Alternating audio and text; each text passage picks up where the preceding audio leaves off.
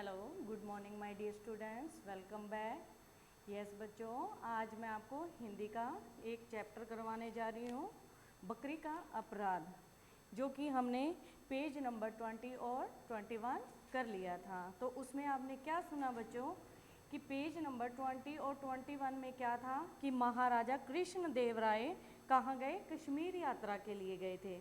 तो कश्मीर यात्रा के लिए गए तो वहाँ उन्होंने क्या देखा? एक सुंदर पौधों का बगीचा देखा। तो वहाँ उनको एक सुनहरे रंग का पौधा जो था उनको पसंद आ गया था।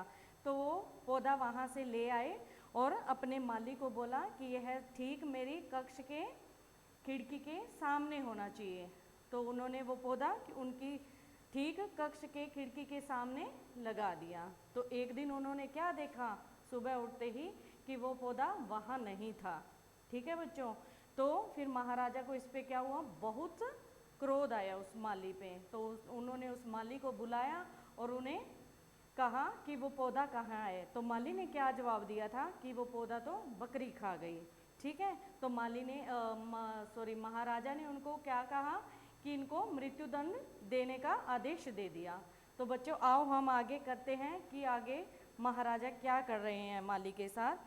फिर माली की पत्नी तेनालीराम, कौन थे? तेनालीराम के घर पहुंची और उनके पैरों में गिरकर अपने पति को बचाने की गुहार करने लगी। बच्चों, गुहार मीन्स रक्षा करने के लिए गिड़गिड़ाने लगी कि महाराज मेरे पति को बचा लो, महाराज मेरे पति को बचा लो। तेनालीराम ने उसे उठाकर बिठाया और उससे पूरी बात पूछी।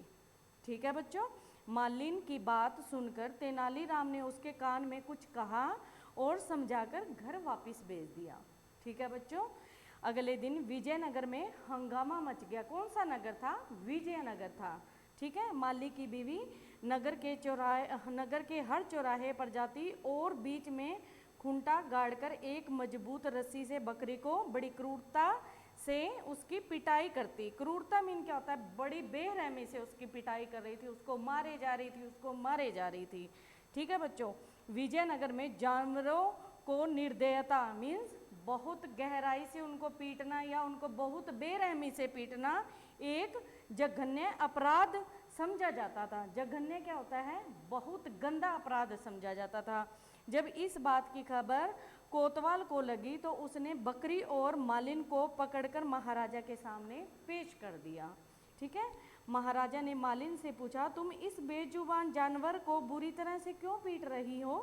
तो मालिन बोली, अन्नदाता यह वही बकरी है जिसने आपके सुनहरे रंग का पौधा खाया है। इसने बहुत बड़ा अपराध किया है। इसने आपके आदेश की अवहेलना की है, आपके आदेश को इसने नहीं माना, आपके आदेश की इसने उपेक्षा की है, इसलिए इसे दंड मिलना जरूरी है ना बच्चों। इसके अपराध की वजह से मैं विधवा और मेरे बच्चे क्या हो रहे हैं? अनाथ हो रहे हैं। विधवा किसे कहते हैं? जिसका पति मर जाता है। और अनाथ किसे कहते हैं? जिसका कोई ना हो, बेसहारा।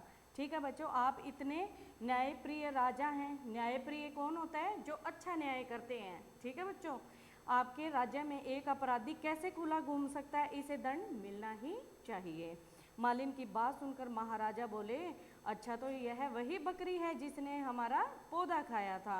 महाराजा की समझ में सब कुछ आ गया, लेकिन वह समझ नहीं पा रहे थे कि मालिन में इतनी बुद्धि कहाँ से आई, मीन्स इसको इतनी अकल कहाँ से आ गई। ठीक है, महाराजा ने मालिन से कहा, ठीक है हम तुम्हारे पति को माफ़ कर देंगे, लेकिन तुम्हें यह बताना होगा कि यह सब किसके कहने पर किया है? मालिन बोली, महाराज तेनालीराम की सलाह पर मैंने यह सब किया है। ठीक है बच्चों, महाराज बोले, अच्छा तेनालीराम?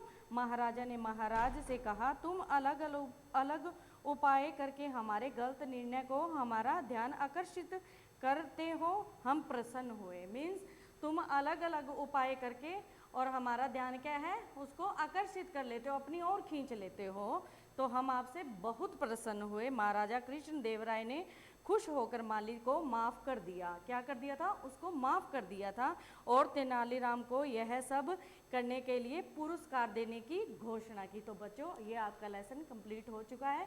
तो आपको इसकी कुछ एक्टिविटी वगैरह दूंगी, तो आप इसे सॉल्व करेंगे। बेटा ये जो मैंने शब्दार्थ लिखे हैं वो आपकी बुक में भी है, तो आप उसे ध्यान से देखकर और उसको सॉल्व कर लेना। Goodbye, have a good day, have a nice day.